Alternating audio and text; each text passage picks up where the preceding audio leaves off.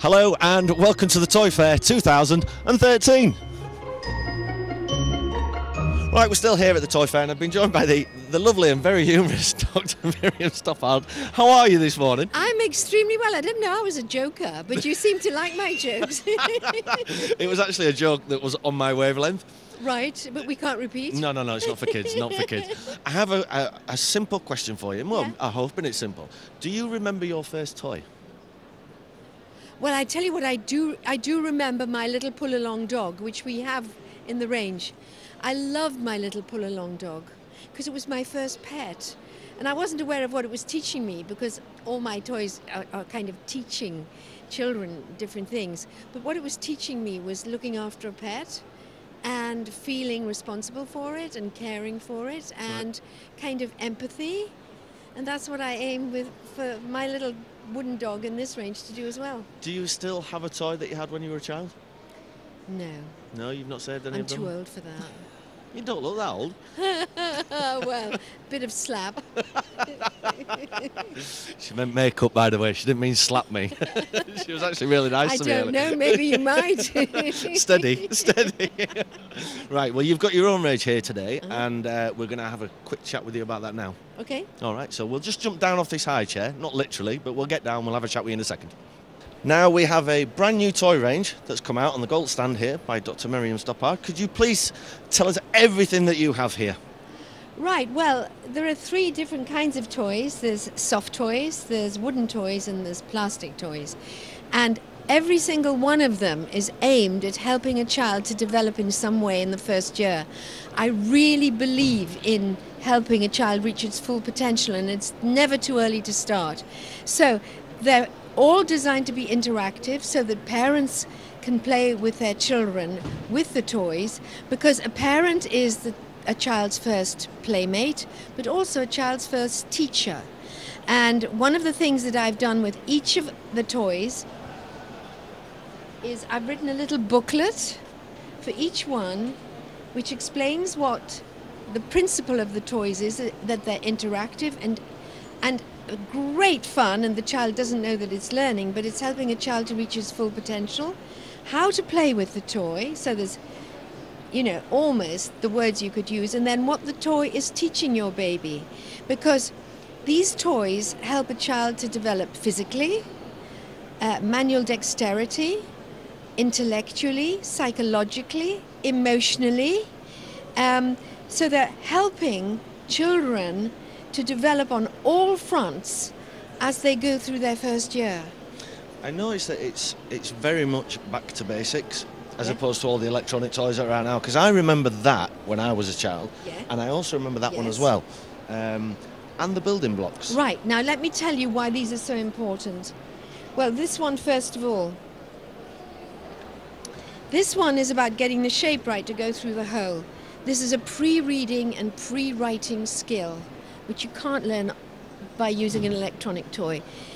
It's about shape recognition, and that's about reading and writing and recognizing the shapes of letters, making words. So this is very important in terms of pre-reading and writing. This one, for instance, over here,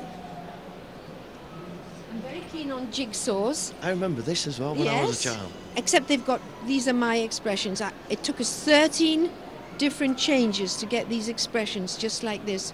Anyway, I road tested this with some children a couple of weeks ago, and a little 15-year-old boy, he had the horse in his hand and he's going, trying to, no it doesn't go,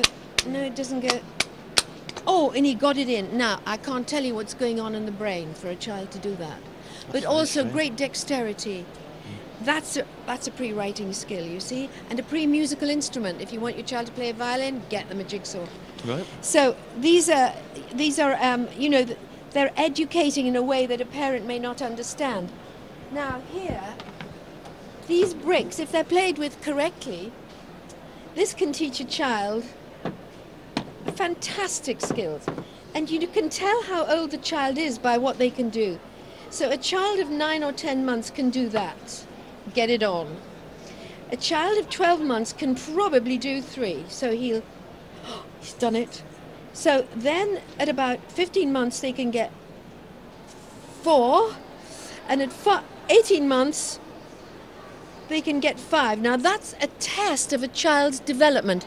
Precision, thinking, building a tower. So they look so simple, but they're teaching so much. And by the way, for the dads, here we got little cars. I said I wanted cars, but I said they've got to be recognizable. So here's your Beetle, here's your truck, and for the really smart dads, here's your Porsche. I knew it was a Porsche. Did you? Yes, I did. You see, it actually worked. I thought the dads might I recognised it straight away by the headlights. I knew what it was. Well, anyway. I remember actually having these made out of wood when I was a children. Well, that's one of the reasons why I wanted to work with Galt. Right. Is because my kids all had their wooden toys. So when Galt got in touch with me to ask me to do this, I remembered their wooden toys. And so we came up with this together. This is fantastic. It's actually, it's like going back in time seeing these things, but these were the toys when I was a child. Yeah. There wasn't any of these PlayStations or anything like it. It was real back to basic stuff. Well, I'm also, by the way, look, this is a rattle. Now, I insisted on a rattle in the range, even though it's so simple, because a baby of 4 months can grip like that. This is a primitive grip. They grip like that. But they learn about a very complicated concept. It's the concept of cause and effect. Shake the rattle, it makes a noise. That's a very difficult concept for a baby to get hold of, but they can get hold of it at 4 months. Right. Just by you say, shake it, and makes a noise. Shake, makes a noise. Also, drop it on the ground and it makes a noise. Throw it at your mum's head, it makes a noise. I'm very keen on books. It's never too early to start with books. Now this one is a mother and baby book, because babies relate to mums, and they understand the relation. Mummy, baby. Mummy's smiling, mummy loves baby. So we go through baby duck.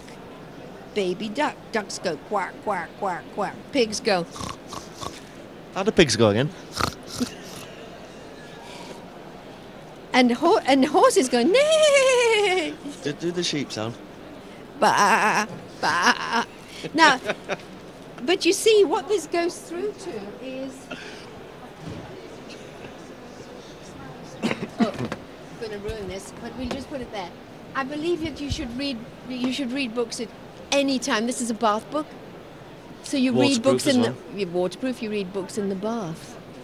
And I believe in bath times because a lot of dads actually do bath times. So we've got the lily pad. So can you do the frog?